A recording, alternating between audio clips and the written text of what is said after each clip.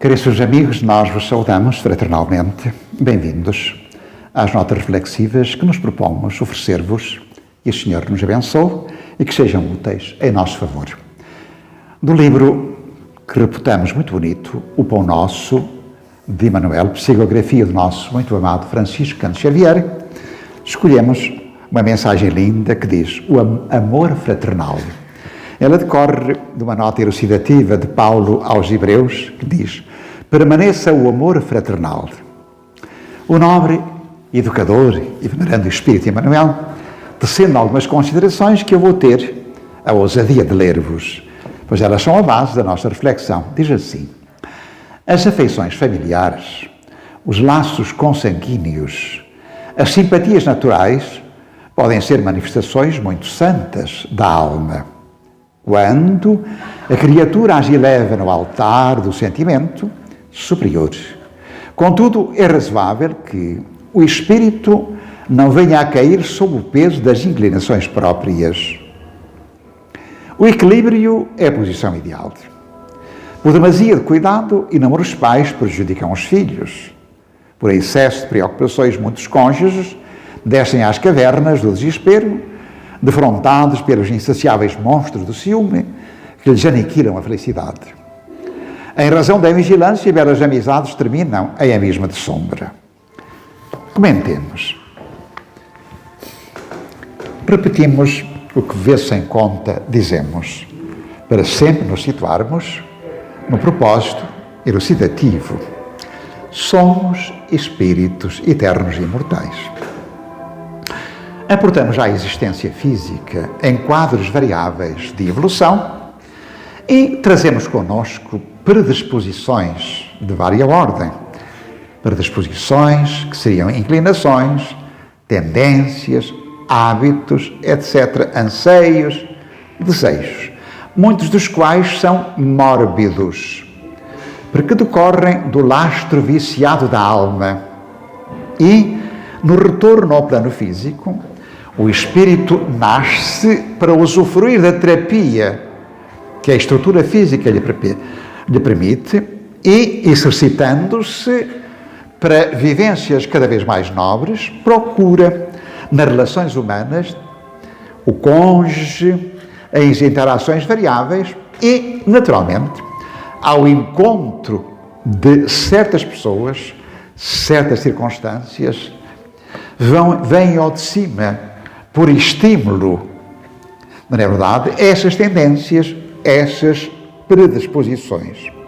Ora, havemos de convir que na Terra, mundo de prova e expiação, onde a maioria dos espíritos, como estamos dizendo, são pouco adiantado quer dizer que não é bastante evoluído moralmente, sua afetividade está eivada ainda de impulsos de baixo teor de ordem animal, porquanto não superou estes resquícios, e ao reencontrar o espírito, naturalmente, não lembrando do seu próprio passado, mas sente o estímulo e ele a ser induzido a determinados impulsos. A constituição das famílias no plano físico, não é verdade? São ainda de prova e expiação. Uma larga percentagem das famílias não são constituídas por espíritos simpáticos entre si, no plano mais nobre, mais evoluído. Eis porque encontramos nas famílias condições de heterogeneidade no pensar, no sentir e no agir. As afeições que se desenvolvem no meio familiar são determinantes, e é essa uma perspectiva que se transformem em laços de simpatia, desenvolvidos pela tolerância, pela paciência, pela compreensão, pelo perdão, pelo respeito, pela honestidade, pela lealdade. Contudo, importa considerar que as simpatias naturais nem sempre são estribadas ou estruturadas em valores mais elevados, mas sempre, muitas das vezes, elas decorrem da similitude de pensar e de sentir dos que são afinizados com o nosso pensar pouco evoluído, moralmente deficiente e dominado por tendências viciosas. É então necessário compreender que o ser humano, educando espiritual, precisa de elevar o sentimento a planos mais nobres, pensar segundo o espírito e encaminhar-se para os valores da moralidade, da evolução, para não cair no peso das inclinações inferiores, que geram, consequentemente, sofrimento e amargura. O equilíbrio é a posição ideal. Como é que o ser se equilibra? Pelo esforço de se inclinar para os ideais superiores e tender para uma fraternidade sadia, decorrente, repito, dos valores da moralidade, da honestidade, da retidão, do respeito, da afeição, que se deve ser cada vez mais leal e sincera.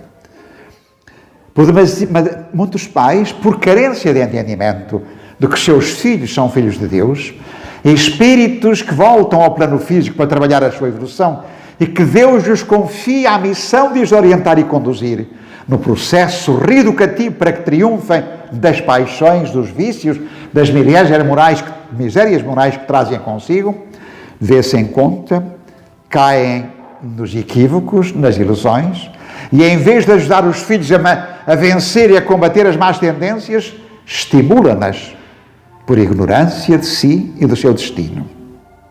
Necessário se torna reconhecer muitos cônjuges também, por carência de maturidade, de evolução do amor, caem no ciúme, no despeito, na dúvida, na insegurança e movem-se em atitudes de que aumentam a dor, a amargura, a infelicidade no próprio lar. Aquele que ama não tem ciúme. O amor não exige. O amor tolera, alenta e leva e desenvolve tudo o que engrandece, dignifica e aprimora. O homem, a mulher, não deve ver no parceiro, na parceira, um objeto dos seus anseios sensoriais ou sensuais, mas sim o espírito irmão que Deus lhe coloca no caminho para aprenderem a amar-se agora, em trocas de qualidades, em valores, em permutas de ideais, na interação edificante, na ajuda mútua que se deve repercutir aos filhos a fim de que se engrandeçam e adiante se transformem numa família simpática na pauta dos valores mais elevados. A fraternidade pura é o mais sublime dos sistemas de relações entre as almas. O homem que se sente filho de Deus e sincero irmão das criaturas não é vítima dos fantasmas do despeito, da inveja, da ambição, da desconfiança. Os que se amam fraternalmente alegram-se com o júbilo dos companheiros, sentem-se felizes com a ventura que lhes visita os semelhantes. Afeições violentas, comumente conhecidas na terra, passam vulcânicas e inúteis. São as expressões das paixões, dos distúrbios da alma, nas quedas da animalidade, da matéria, geradoras da amargura e da infelicidade individual e coletiva.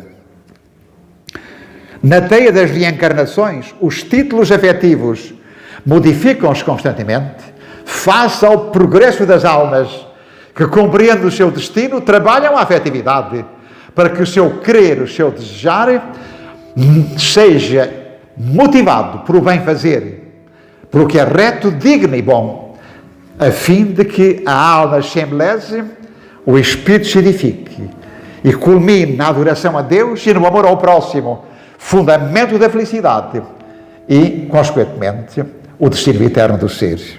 Eis a conquista da compreensão que a doutrina espírita nos faculta do que somos, nosso destino, os nossos anseios respondidos na certeza viva de que o futuro nos aguarda e espera, que a felicidade será, sem a menor dúvida, a resultante da nossa conformação à lei de amor.